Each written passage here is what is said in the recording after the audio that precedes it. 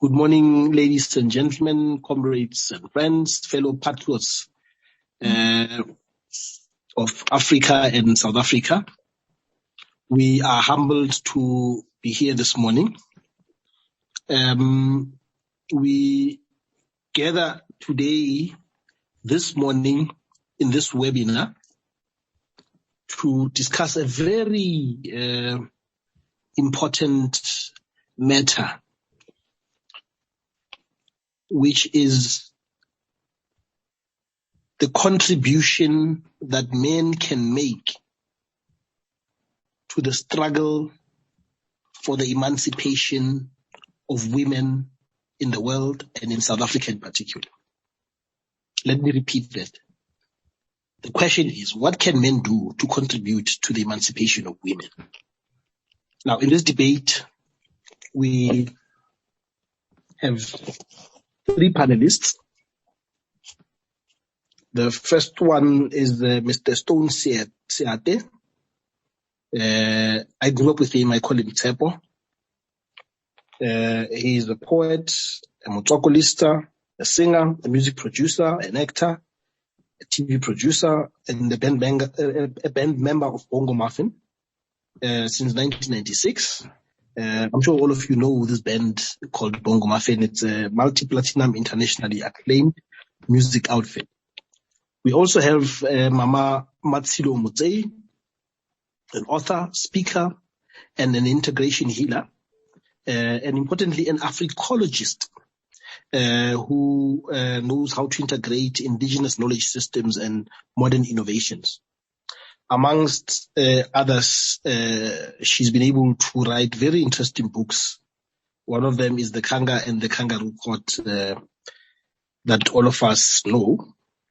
So she will be speaking immediately after Seate. And then from there, we have our keynote speaker, Mama Phumzile Mlambo-Ngcuka, who's the former executive director of the United Nations Women Desk and former deputy president of our country. So these are the three panelists that we have today to provoke our thoughts around this topic of what can men do to contribute to the emancipation of women.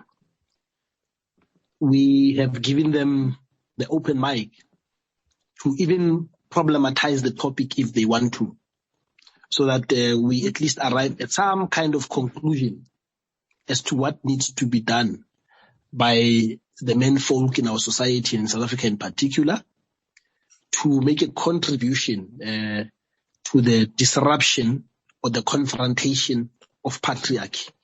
Because we can't postpone the emancipation of women because we believe men are the stumbling blocks, because this patriarchal system seems to advantage them, and they think that they're comfortable with it, and therefore nothing must be done. So we want to ask the pertinent questions and come up with the specific thoughts of what needs to be done, because this is part of the revolution we are trying to bring to our world today, so that we create a better world for all.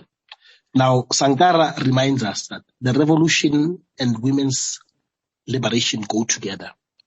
We do not talk of women's emancipation as an act of charity or because of the surge of human compassion.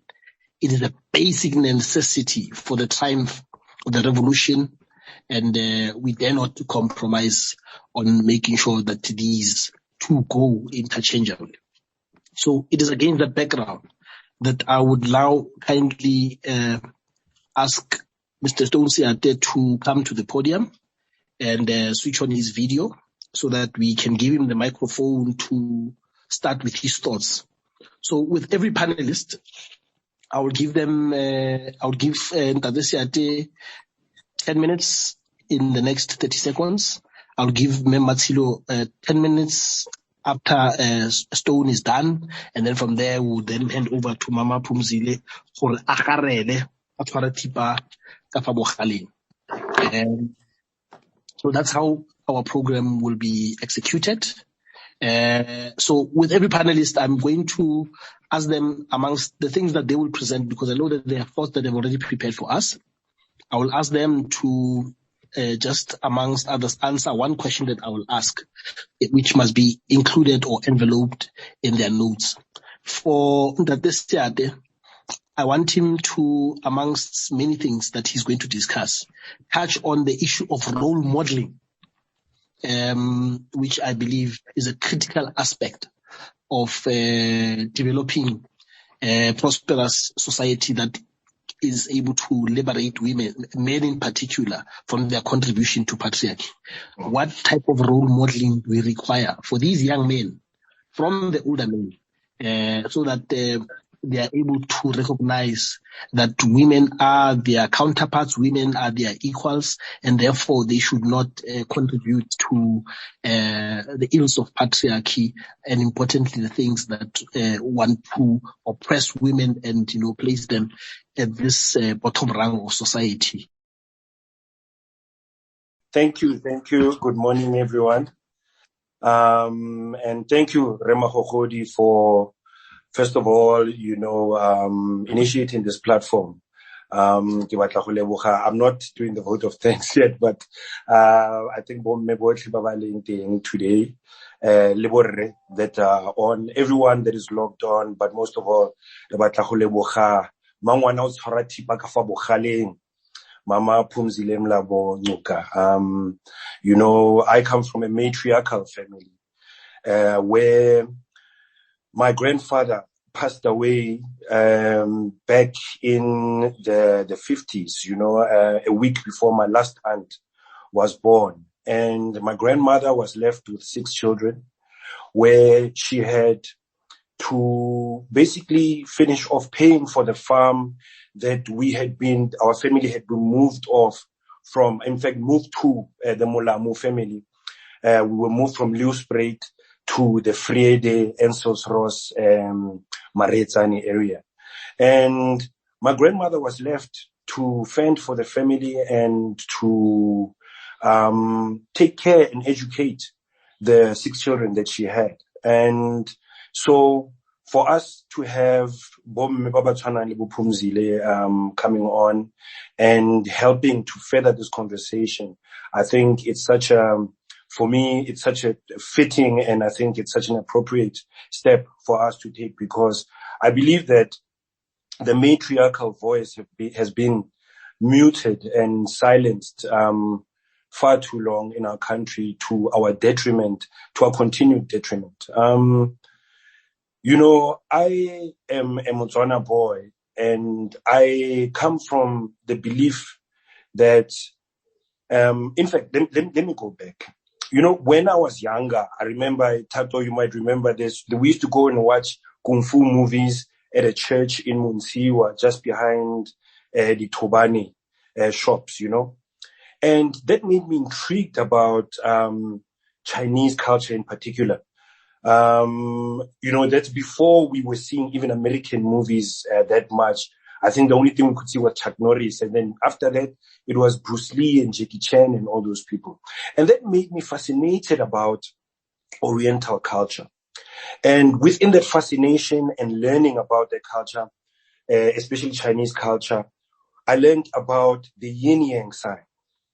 Now, the yin-yang sign is a full circle, just like the world is, and the universe is, and the behavior of the galaxies is, everything working in a circle, even from the smallest, minute element of the universe, which is the atom. There's a nucleus and a full circle that keeps going.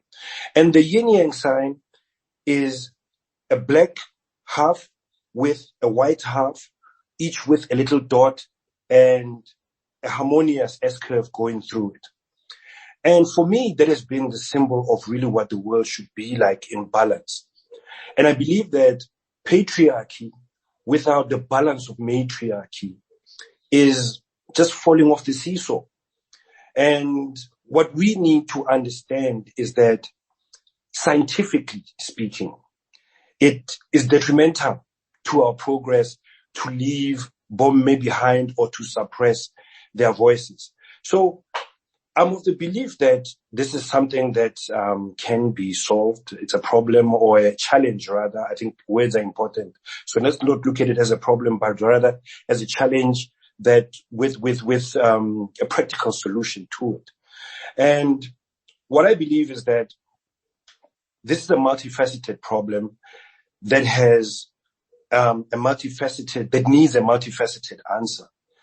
I think there's a short-term solution that we need to come up with, a medium-term solution, and a long-term solution.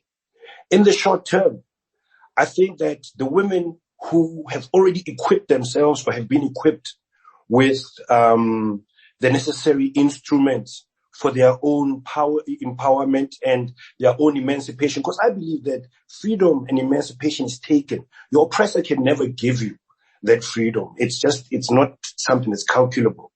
So the women have to take that power. But in that process, we, the men, have to stay out of their way. We have to stay out of their way in the workplace, let's say, for example, in the workplace, where we have sexualized women. We sexualize the interactions, where a woman cannot just leave her family, come to work and be at peace. There has to be issues with HR where, there's sexual harassment in the workplace and similar incidences right along the whole value chain. And that is a problem. We need to find a way of dealing with it, not with a stick, but with a cultural shift and a paradigm shift in terms of who we are and how we approach and think in terms of just our idling position. How do we think? Not someone having to beat us over the head. And that brings me then to the medium-term solution. So for me, the medium-term solution is education. The education of our girl children, primarily because I am a father to girl children, and I know where education can go. Going back to my grandmother, when she passed away at 91, born in 1908, and when she passed away at the age of 91, she had discovered her own lump in her own breast. Now, for someone at that age of that generation to be that informed, to first of all know to examine herself, and then second of all to know what that meant, it's a testament to the depth that when you educate a woman, you educate a family, you educate a village. And that is precisely what happened. And I believe that with education, and there's so many issues within that education that we're speaking about. One very simple issue is the issue of female sanitation, where girl children, on average in the rural areas, have to miss a quarter of their school period because of, I'm getting lyrical now, because of their period. And that cannot be in this day and age of being able to send men to space and women to space and fly at supersonic speeds and drive electric cars that drive themselves. Then we cannot provide sanitation pads so that a girl child can have equal attendance out of choice at a school. So education, I think, is key to a medium-term strategy. And a long-term strategy is a cultural one, where now I think, as Magogodi has spoken about role modeling.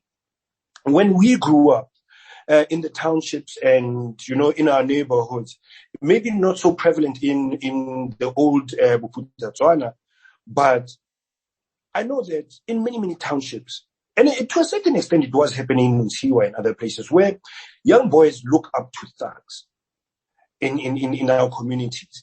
And how do thugs treat their girlfriends? How do thugs treat their wives and their families?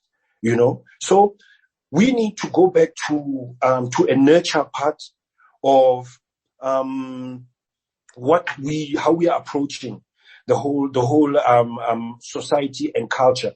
That we need to teach young boys that strength is not aggression. That young girls, that you don't have to let go of your matriarchy and all the qualities. What makes you a quality person is not all the things that you can do like a man, but all the things that you can do that a man does not have. All the qualities that you can do. Women have the general ability to be able to multitask. We need that in our industries. We need that. But, we know that men have the ability to have that brute strength to be used in a certain part of the value chain.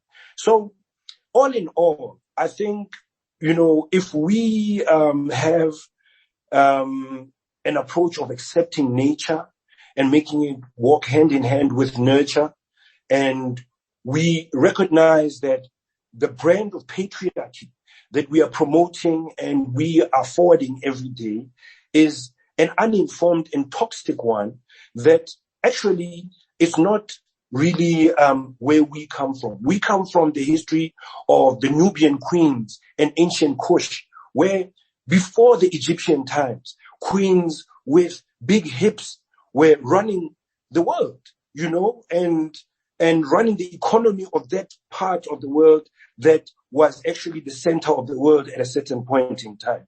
But all that history has been deleted to the point where even the people that think they're in power, hashtag the men, they actually are weakening themselves because of their lack of information and therefore weakening a very, very vital part of our makeup and of our partnership. So in conclusion, I would like to just,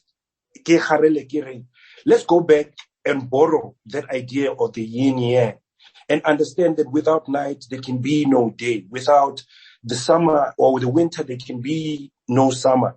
Without, the rain, there can be no sunshine. So let us rebalance the world. And it's a matter of mathematics. 1 + 1 = 2. That's it. Go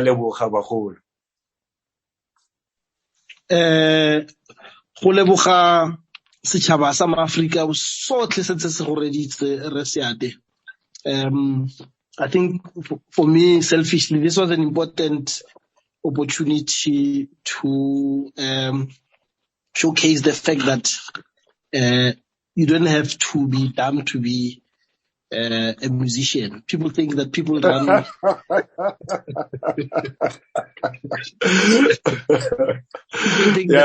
get that a lot. People think that people run to the arts because they're intellectually challenged. Thanks for those provocative thoughts. The concept of the yin yang and reminding us how we learned from Oriental culture in our youth. With those thoughts, I think without wasting time, let me take this opportunity because I can see that time is against us. To really thank you, my brother, for those provocative thoughts. I think we will plug them at the back of our minds. There are online questions that will come through. Once Mama Phumzile is done, we'll give you each an opportunity to just reflect and respond to some of those questions that would come arising from the provocations you've given us. Thank you so much, Tonito. Having a headstone, can I now prepare Mama Mmatshilo Motsei to flight a video and say that we are about to introduce an author, an integration healer, an Africologist, who wrote, amongst others, the book The Kanga and the Kangaroo Court. But I also want to tell you that she also wrote a tome called Hearing Visions, Seeing Voices. And I always say when I think of the topic of that book, that when a woman can hear visions when they are supposed to be seen, or see voices where they are supposed to be heard, you must know that we are talking about a larger-than-life goddess of a woman. And that's what Mmatshilo Motsei represents. Without further ado, let me call her to the podium to provoke us about her thoughts. One of the things that I spoke to her about was that she must be at liberty to even problematize the topic, because sometimes as men we think we can formulate the template within which women must be liberated. Maybe we are wrong even by asking this question: why, or rather, what is it that men can do to contribute? Maybe we are not needed. As Sechaba was saying, perhaps all we have to do is to just give space and allow women to do their thing, so that their liberation can be optimized to its logical conclusion, the way they want it, of course, without creating a society that is lopsided. So without wasting time, Mmatshilo, Motsei, the platform is yours. Can you please switch on of your video so that we can see you as you provoke us? Magogodi, nkabe ke itse sereto sa gago ne ke tla go reta ke sa itse gore a o mo tshweneng kgotsa o mo kgatla kgotsa yang Ke kgabo. Okay, a namele setlare amane a kgabo. Dumelang bagaetso, everybody who is part of this webinar. Firstly, let me apologize that after my input, I'm going to ask to be released because we started late. I have another engagement at 10. So regrettably, I will not be able to be part of the question and answer session. So let's start by reflecting on the question. What contribution can men do towards the emancipation of women? Yesterday, when I saw the question, I felt an immediate visceral discomfort. And this is what I discussed with Thato as well. The discomfort coming from the fact that there is no group that has the power to empower another. The word empower, we use very loosely in development terms. That even when I go and work with rural women, I loosely say I'm empowering them. When in fact, what is happening is I am making them recognize and connect with their power. I'm helping them to heal their relationship with their power. So my answer to the question, what can men do to contribute to the emancipation of women, is very simple. Men must firstly accept that they are also subjects that are disempowered by patriarchy. And patriarchy is very much aligned to capitalism and white supremacy. So, which means that men are also powerless victims of a system that they must also work towards eradicating. If you look at the way that boys are raised in such a way that, if you look at the Proverbs, that's a Stoane, are raised with what I refer to as false power. False power, and the only power that is spoken about right here is power to dominate. So the one way in which men can contribute is to redefine power, that we cease from operating from the dominator model of power. We begin to work to operate from a partnership model of power in whatever we do. Unfortunately, we live in a world that believes that a win-lose mentality is the way to go. We do not have examples in our world, in this world, even in political terms. A party that rules is the one that wins and the others lose. So the notion of win-lose mentality is something that we are used to. So we are so much accustomed to one way of power, which is power to dominate. So the redefinition of dominator model of power is important. Bell Hooks speaks about two things as far as working with men is concerned. And before I speak about what Bell Hooks says, just to say that, in fact, men can contribute by being allies. They have no power to pour into women. The fact that men are occupying positions of power is because they are favored by patriarchy. Not because they are smarter than women, not because they are cleverer or kind of much more powerful. So the fact that men in this country, for instance, the ruling party has never had a woman president, you know, the fact that we still talk about you know, quota when we speak about political leadership in the country, the fact that many institutions of power in this country are still in the hands of men does not necessarily mean that men are better than women. What that means is that the system of patriarchy, which is founded on power over, favors men. So Bell Hooks speaks about two things when you work with men as allies. One is men have to look at male gain. The system favors men. They do not have to be subjected to factors and fears and insecurities or whatever else that women are subjected to. So there are certain things that men gain in a patriarchal society.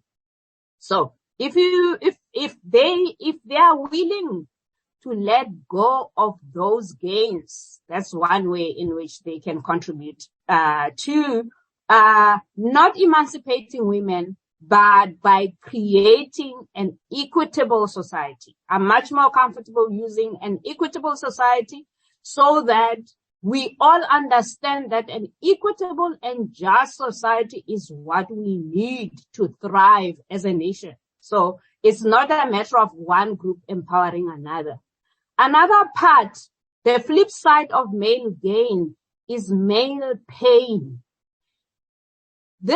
Male pain is not what we speak about a lot. Men are carrying a lot of trauma, a lot of pain. The fact that in your conditioning as a man, you have to be a provider, you have to be a protector and a performer. All of that is weight that you carry on your shoulders. And you are taught from the time you are a boy, and you are conditioned to go and take care of the nation in the way that is almost like that doesn't work with your health. So if you take an example of military, you know, if you've been following what's happening between Russia and Ukraine, that some of the military, we call them military men who died during the war, are actually boys. If you follow the story of the Zamazama in Krugersdorp, it could be boys who are trafficked from Mozambique and Lesotho. So patriarchy is bad news for men as well. So by so saying, I'm saying one way of contributing to a just and equitable society is for men to confront patriarchy, not for the sake of liberating women, but for the sake of freeing themselves and making sure that they deal with the pain that they carry, the trauma that they carry. Because a man is not supposed to speak out. Let me also, in a few minutes, just share the work that Africa Ikalafe has been doing. Africa Ikalafe is an organization that I have founded. We started a project called Marumo Fatsi. The intention of Marumo Fatsi is to search for what we call an indigenous healing justice framework in responding to sexual violence. The whole of last year, we've been creating content where I have been talking to men about all kinds of topics, such as fatherhood. Many men, many boys know what it's like to grow up without a father. And for some, you think that when they become adults, they will be able to break that cycle. But you find that the cycle continues. So we speak about fatherhood. We speak about questions such as, what do men stand to benefit from gender equality? So that gender equality is not only seen as something that benefits women only.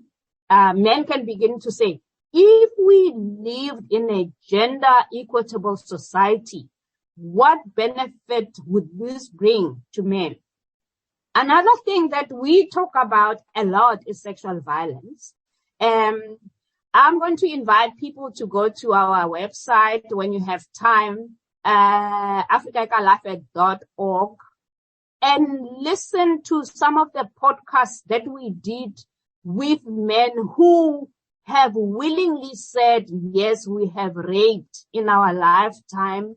And yes, because I have raped a woman, I carry this wound in me all the time and I need healing. One key lesson that we learned from a man, an older man who lives in Rustenburg, in Tatemabalani, told the story of how he raped a girl when he was young. Even though he went to prison for having raped a girl, he says, Ntoya rape meaning that if you have raped a woman, you carry this wound. So there is a podcast in the website where we speak about the wound of a rapist. And this is basically the kind of work that we do. We approach it not as judging, but we recognize that we live in a society that has made us the brutal beings that we are now. And there is a way in which we can create space where these things can be shared. As there is a phrase that says, shame disappears when our stories are told in a space that does not judge us. So for me as a healer, obviously, my interest is dealing with our shadow. It's okay for us to intellectualize about gender equality and all of that. On the third day of the men's healing circle, one of the questions, for instance, that I asked the men is, how many of you have raped a woman before? And obviously, only 1 or 2 or 3 will raise their hands.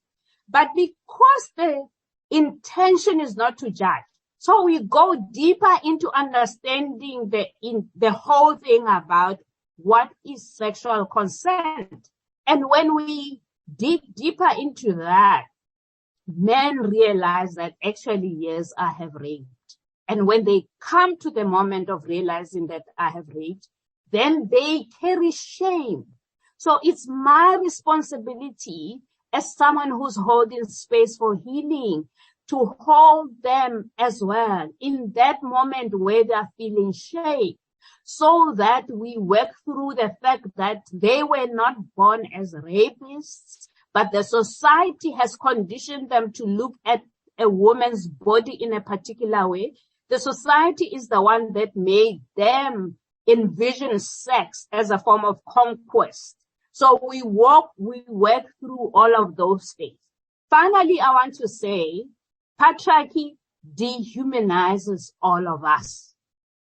So if we deal with patriarchy, especially both as Black men and Black women, as African men and African women, there are forces that impact on both genders. So it is important, therefore, to come up with an interventions that seeks, that accepts that exclusive focus on the Western criminal justice system does not work.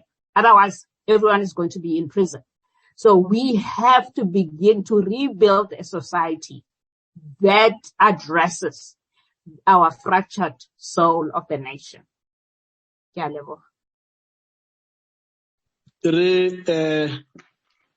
ke go leboge Mmatshilo Motsei for once again sticking to your brand promise of provoking all the time.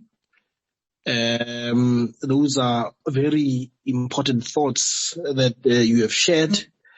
Amongst others, for me, is the important point you make about the need for men to, get out of the mode. Violence ke solution ya mathata bone or solution ya the things that they want, including sexual favors, as you have correctly articulated.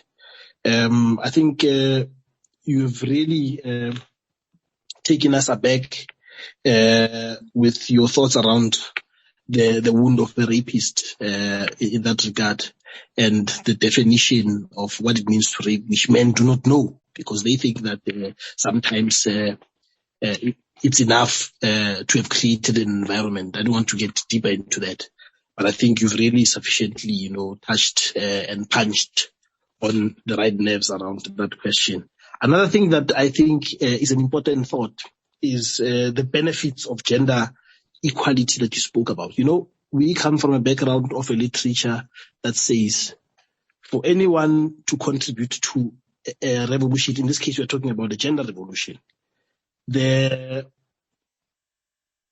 have to stand to benefit. That is the theory of the motive force that contributes to any revolution. Now, men think that they have nothing to benefit from a gender equal society. And I think the benefits of men in a gender equal society.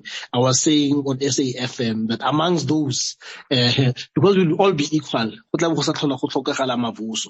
if we go on that lighter note. So because we'll all be equal, there will not be any need for us to think that money can bring us together as men and women. So because women will actually would not need any financial favors from men in the equal and egalitarian society that we seek to build. Thank you very much, my sister, for those thoughts. You never disappoint.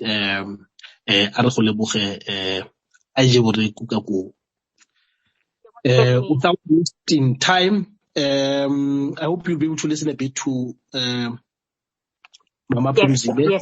Yes, I will. Yeah. Without wasting time, let me introduce our matriarch, a former executive director of the United Nations Women's Desk, who was actually serving there at a very high rank. By the people just think he's an executive director. She was actually serving there at the rank of an undersecretary general. She's a former minister in South Africa. She's also a former deputy president of our country. At least if we have not had a president, but at least she's one of those people that taught us early in our democracy that it is possible to have a deputy president who is female, and we know the contribution she was able to make at that time during her deputy presidency under the leadership of one of the best presidents we've had, Comrade Thabo Mbeki. She is a gender radical and an internationally acclaimed gender activist in her own right. Without wasting time, let me ask Mama Phumzile Mlambo-Ngcuka to ascend the podium and shower us with her thoughts around this topic. We will ask her to flight her video. Amongst others, we would love her to, touch on the theory of an organization she belongs to, which talks about the triple oppression thesis, which opines that women are oppressed in this South African capitalist society as both a gender, a race, and importantly a class. So I think she must touch on what she thinks should be the response to those triple oppression variables, gender, class, and race, as the oppressive tools of women in the society, South Africa, that we live in. Mama Phumzile, the platform is yours. I hope you'll be able to flight your video. Thank you very much. Thank you very much. Can you hear me? You are very audible.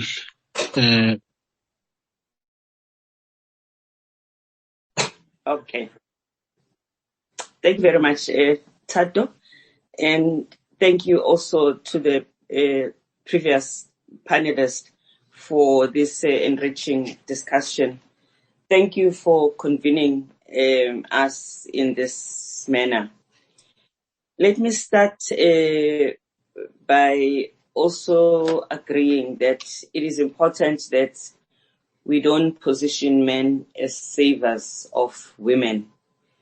Men are human beings with challenges in society, as well as responsibilities to work for a world that is humane.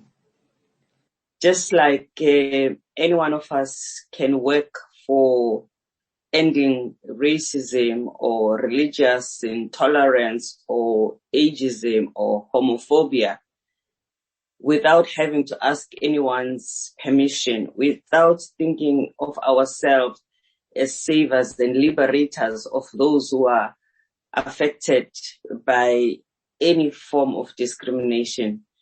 The discrimination of women is not something that women can be saved for by men, but men have got to take their part in that struggle and make their own contribution. And they must also fight for their own emancipation, because they too have been oppressed by patriarchy. I think right now we are aware of the increase of especially young people who are killing themselves, the majority of them being men, being boys. This is obviously an issue that is of concern, because it shows that there is this deep pain that men are living with. And in some cases, this is taken out on women. Men become perpetrators of violence and repeat offenders.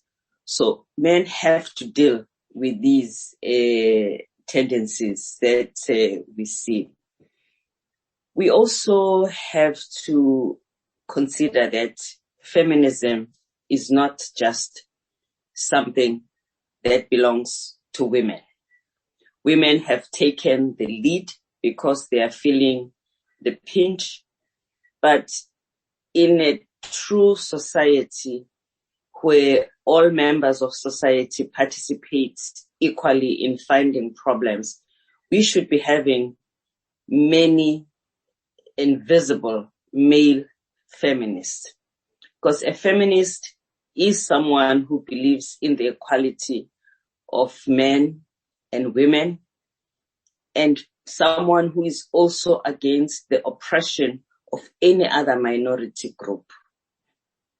To the extent that men benefit from patriarchy, it would have been ideal, and this is something that we still have to try and thrive for, that men actually take leadership in fighting against patriarchy as feminists.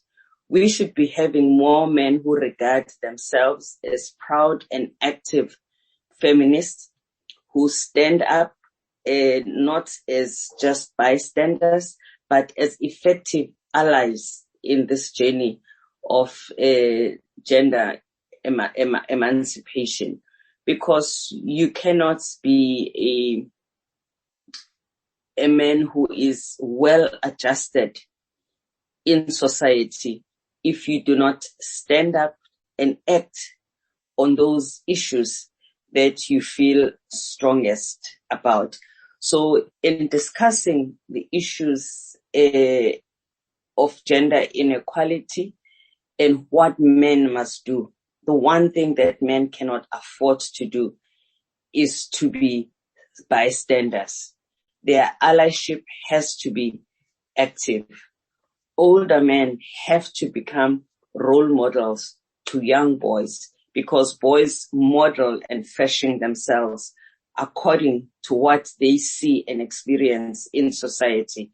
The more older good men we have, the more younger boys we will have who will grow up to be good men. There are specific areas that in our society men can actively express their commitment to gender equality, as well as take action. Indeed, they have to be reminded in some cases, as we see in our society, that it is not obvious in all cases that men have to take these postures.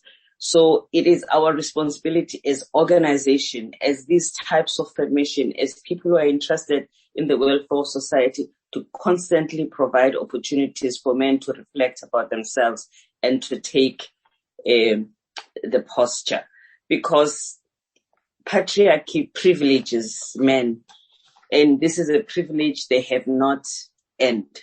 It is a privilege that their gender bestows on them, and it is important for men to denounce this privilege through their action. And privilege isn't always obvious to those who have it. So they go about living and enjoying this privilege, as well as using this privilege to the detriment of women. So our role as society, as men and women who believe in gender equality, is to point out this contradiction and problem, as well as to provide some guidance and answers about what they should do with this privilege, which does not fit in the society we are working towards.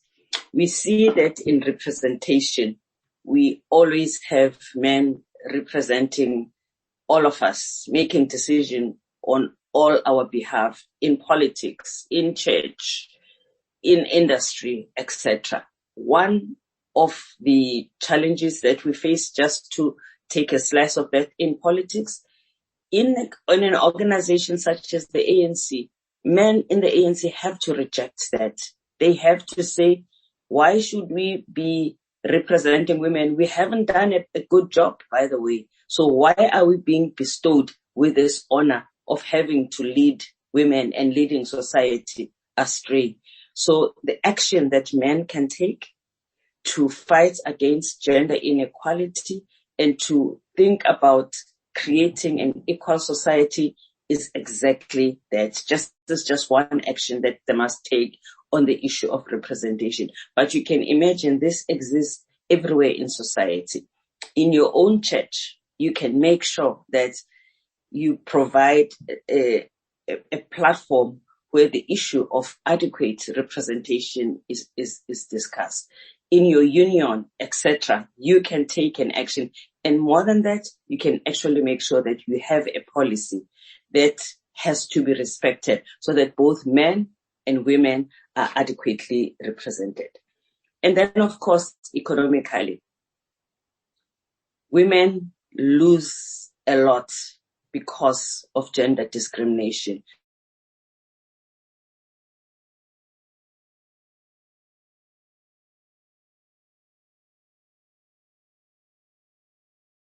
I think we're losing Mama Phumzile. Is it a network issue? I suspect so, but let's hope she comes back now. I suspect it's the signal from her side. So thank you. Okay, yeah. I know that she's out of the country and she's in the waters, so it's possible. Let's give it a minute to see if she can come back.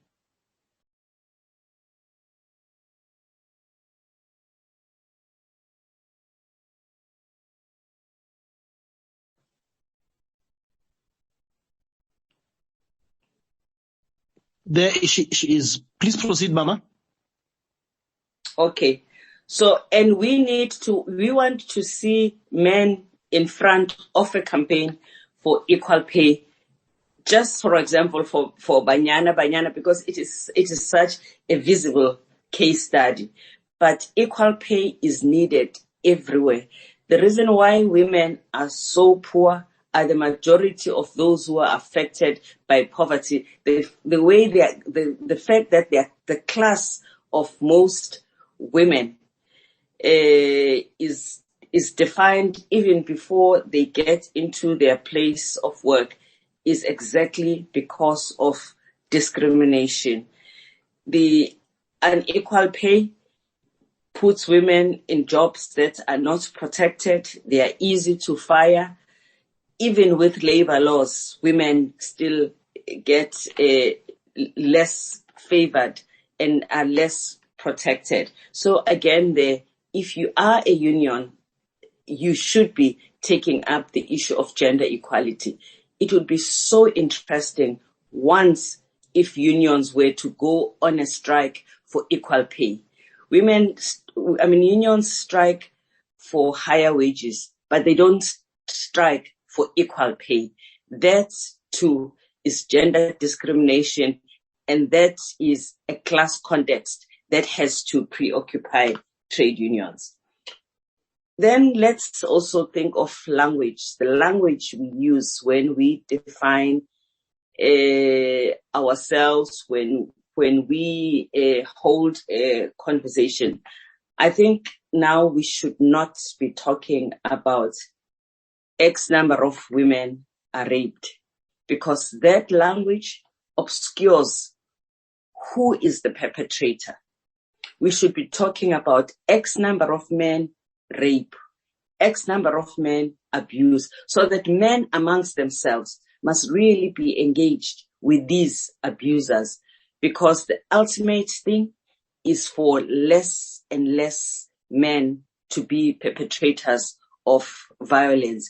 And if our language already begins to prepare us for knowledge of who is perpetrating this unacceptable crime, that helps us to focus our energy on who is the perpetrator. So another area in which men can be active, men can make a difference, is men engaging other men by focusing on how they reduce the number of men that are perpetrators. That is the work that only men can do. Women cannot engage men and force them to stop the violence that is unleashed on women. It's going to take other men to do that work, to stop other men from being perpetrators, because they too come from the perpetrator group. And then alcohol. The abuse of alcohol is associated with violence against women and violence in general that we see in our society. We have to look at how we tackle alcohol. Many shebeens, taverns actually belong to men. We have to create an intervention that can be presented to many of these men who provide the opportunity for substances to be abused, so that they too take responsibility for making sure that alcohol is not abused. There is a program that is run by UN Women called He for She in the taverns, where they deal with tavern owners to assist them to monitor the increase or reduction of gender-based violence in their community amongst the patrons who come into their shebeen. And if one of their patrons is associated with violence against women, that shebeen and the other patrons have to take action, have to report to the men, have to protect the women, and make sure that the law takes its course. So alcohol is an important part of the problem. And then there are organizations that are dealing with violence against women that we have to find a way of supporting, working with, receive guidance from, so that every man who wants to make a difference can be associated with a concrete action. There is Sonka Gender Justice, an important organization that deals with violence against women. We've just heard from the previous speaker the work that she is doing that men can associate themselves with. We have Not In My Name. We have sports organizations who have taken a posture against to end violence against women. We have the advertising industry that we have been challenging about the stereotypes that come with adverts that end up perpetuating discrimination and bad and harmful stereotypes against both men and women. And we need to constantly call on these advertising organizations about these stereotypes. So as I conclude, there is a lot that we can do. There is a lot that men can do. Ourselves, where I work at Mlambo Foundation, we work with young boys because we work in schools, because this discrimination starts at a very early age. And our intention is to start growing boys who will be good men. And we hope that they can become role models themselves, but they also need role models right now so that they can grow up to be good men. Thank you. Thank you, Mama, for ending on that powerful note. Growing boys who will be good men. I think you've raised an important issue on that. But I think the important issues that you've also touched that have enjoined in the discussions, I think one of them where you started was this whole question of boys and their pain, or men and their pain, which I think Mama Mmatshilo also spoke about. And the fact that it is reaching a point that is very ghastly in our society today.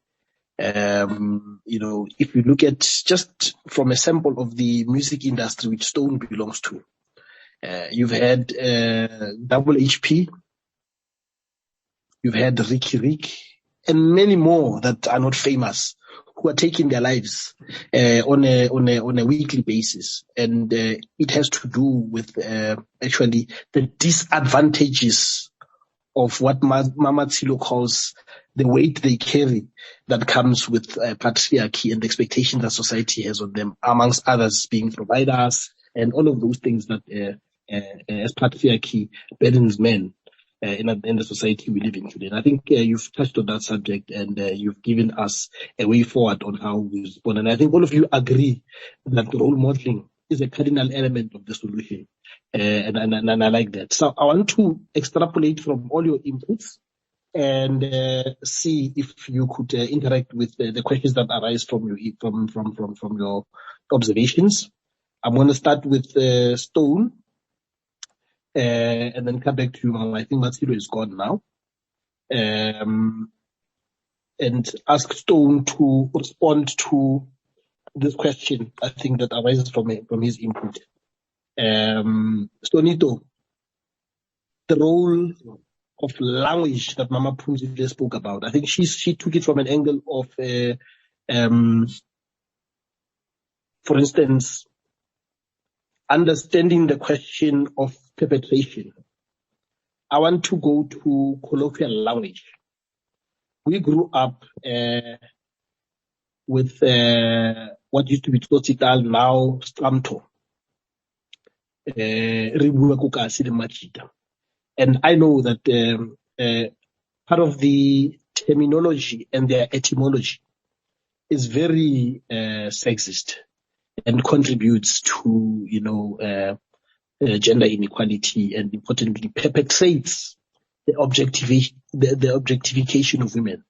There's a term for instance, that is used in Soweto, when they see the mother, they call her Umabod, which reduces women to the person who takes care of the pizza, in other words, cooking, and reduces our woman or our mothers to the kitchen, which is a role that, if we are living in a liberated society, we should disrupt, because we can have men who cook. And I'm also a victim of that stereotype. I can't cook. How do you liberate us, or how do we contribute to the liberation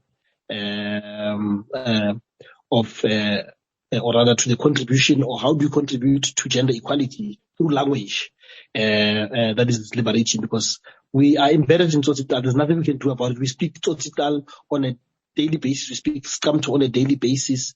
There's a term, for instance, buang ka basadi as abantwana, ngwana. You know, apartheid society used to classify women as children.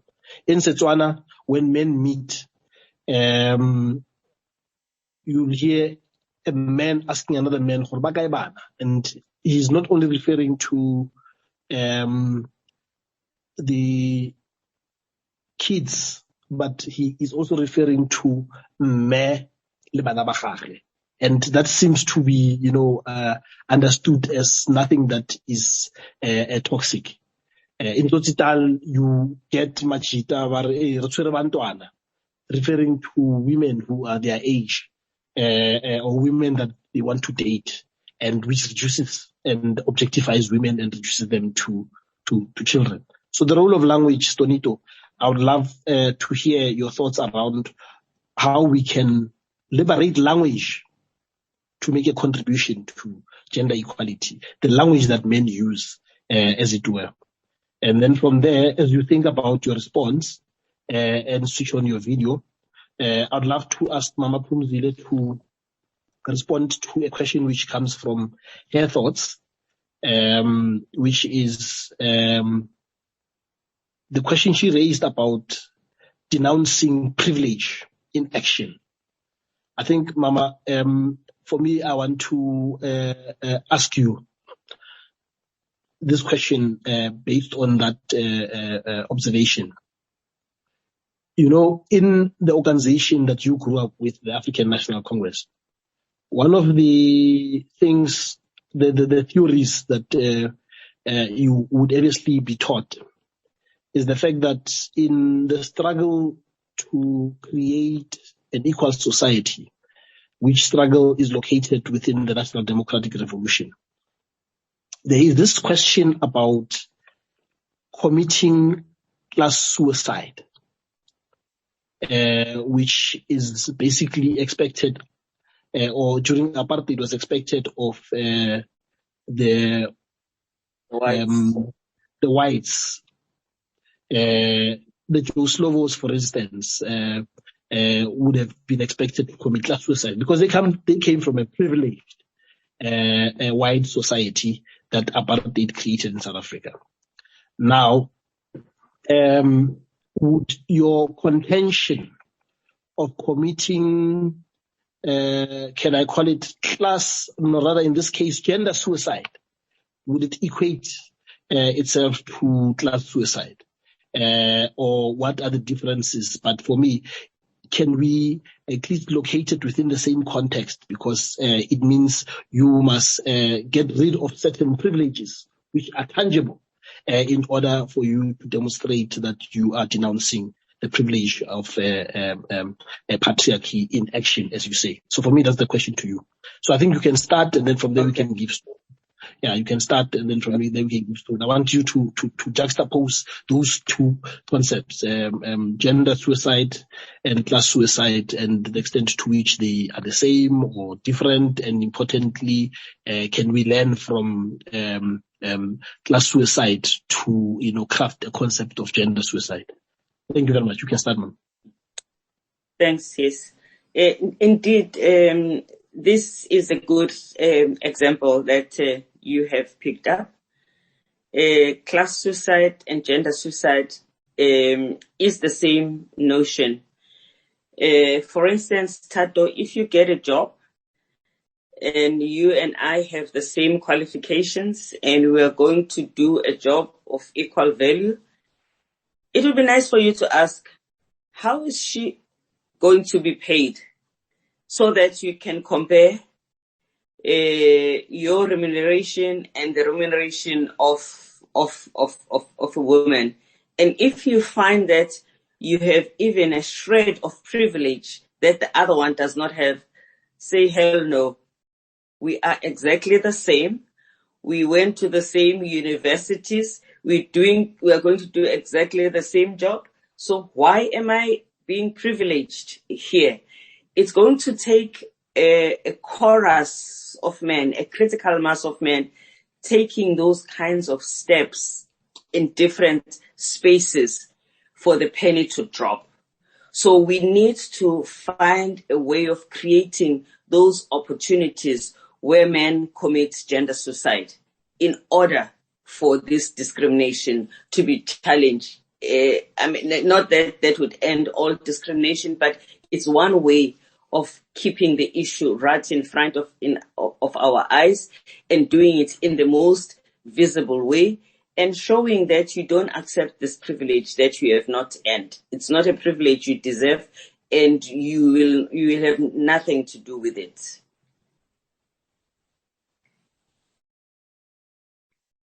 Thank you so much, Mama. At least out of this debate or discussion, we've managed to coin a new gender liberating term, which is gender suicide. Thank you so much. Thank you so much. It will contribute to the literature in future. Okay. Thank you so much. Thank you so much. Stonito, the language question, can you come through? Yes. Yeah, no, I think first, let me just say, Mama, I do love that, stay back in the term, gender, suicide. You know, it's almost, in a little bit of, an irony to it, but it's poetic at the same time. I love it. I think I'm going to employ it in many, practical applications. But I think, when it comes to language, I think actually you're at this point, if, with words, we're able to formulate ideas. When, Einstein started formulating his theories of relativity, there were words to kind of crystallize what it is he was trying to get to. And I think that words in society are very, very powerful. That's why they say that the pen is mightier than the sword, because, so as when you look at, let's go to the young people, the types of music that they're listening to. And if you listen to the prevailing, current of language, the prevailing current of sentiments within that music, it's very dehumanizing to both the people who are spitting those lyrics, but also to the subject matter, and which these days tends to be young women who are spoken about in their hypersexuality, just where it is a distorted view of oneself. And art, language, orators in society are meant to be people who reflect society back to itself. And if you are reflecting a negative aspect of yourself to yourself, you're going to manifest it. And that's why even in where people are doing self-improvement, one of the key things they talk to you about is the voice inside the mind, that you should stop speaking negatively to yourself. And I think the voice inside our collective mind, our collective consciousness needs to switch and be careful really of how it articulates certain positions. For example, when you speak about words having power, I'm a musician. We just came out of COVID. I think the entertainment sector was one of the hardest hit when it came to our earning power and ability. And when my children were asking for certain things that I could not afford right there and then, I had to be careful still about not saying, I don't have it. Instead of saying, I will have it when and when. I'm not broke, I'm overcoming a financial challenge. So it's where I think if we in our language begin to elevate ourselves and therefore elevate women, then the result of that will be like a domino effect, will be natural to the process. Whereas I think as it stands, we come from a deep culture of self-derogation where, you know, sometimes people say that it's a way of I don't know, owning and conquering, like how Americans call themselves nigger. That you are appropriating the word and using it from a position of power. I don't quite believe that. I'm a rapper, but I don't like to call myself a nigger. So, yeah, I think language is really, really key, in terms of, how we begin to form a paradigm about ourselves and how we form the self-image. And from that self-image, we'll be able to elevate ourselves and therefore elevate society as a whole.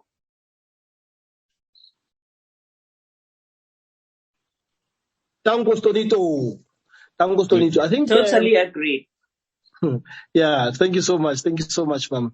I think we agree on a few things. The first one, which sort of is a common denominator in everybody's input, is that we must refuse to position men as liberators, but as allies in this struggle for gender emancipation. I think we agree on that from Stoane, Mmatshilo, and Mama Phumzile. The other one is that which we have just crafted a term on is the need for gender suicide.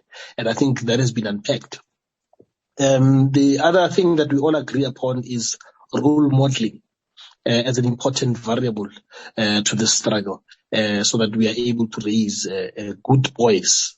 And this point that Mama is raising, that we need good men to become those role models, so that they can see good men in action, so that they can pick up from their teachings.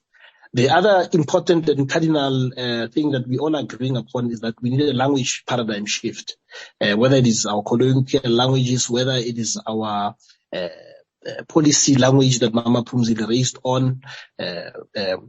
We need a paradigm shift in terms of language in order to contribute to the struggle.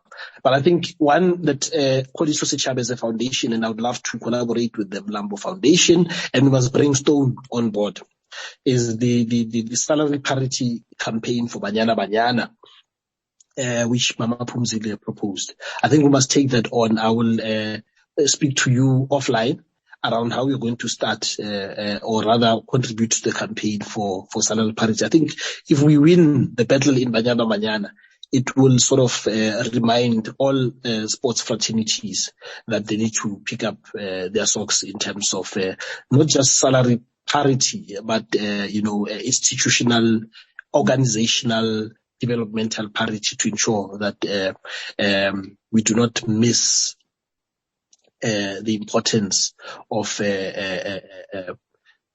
class being an important element of the empowerment of women. And I think without wasting time, I think for me that is the summary of our discussion. We'll be taking each other on some of the things we spoke about. Let me take this opportunity to thank everyone who was a panelist, but importantly thank everybody who was listening with this short little time that we had, to say that in future we'll have more discussions on this subject through this foundation, but importantly make sure that we are able to report back on what we've been able to action since we spoke today. Yesterday when I was on SAFM, somebody said, let's not just have conversations. Let's talk about how we can action the things we get from these conversations. And I think we've picked up 2 or 3 things from this discussion.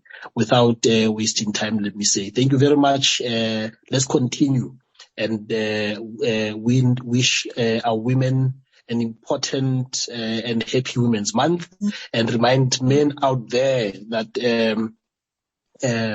where we are is we should not be talking about celebrating Women's Month. We should have 365 days in a year type of focus on this gender struggle, so that it is not reduced to just August.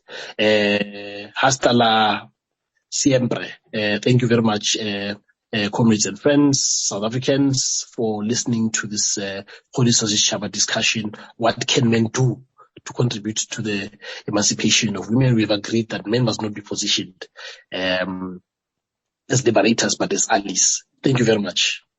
Amandla. Thank you. Thank you, Thato. Okay. Okay. Thanks. Bye-bye. Thank you so much. Thank you so much. Okay. Hasta la victoria siempre.